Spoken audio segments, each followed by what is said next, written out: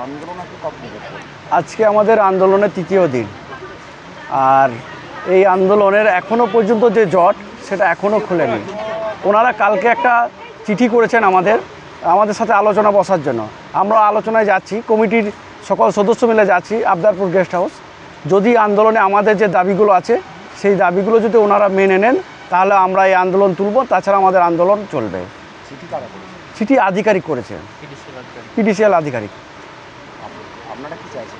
আমরা চাইছি যে জট দীর্ঘদিনভাবে যে জট আছে সেই জটটা খুলুক আর নিয়োগ প্রক্রিয়া শুরু হোক। যদি আজকে জট না করে দেখা গেল যে ফলপ্রসূ হলো না আন্দোলন, তখন আমাদের আন্দোলন চলবে অনির্দিষ্টকালের জন্য।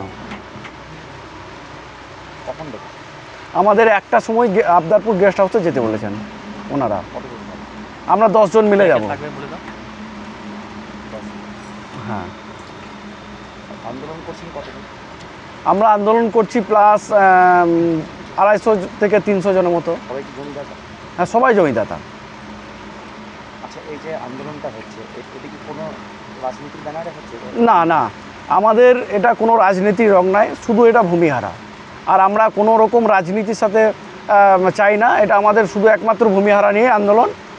আর যদি কোনো রাজনীতি কেউ আসতে চায় তারা ভূমিহারা হিসেবে আসতে পারে, কিন্তু কোনো কালার নিয়ে আসা যাবে না।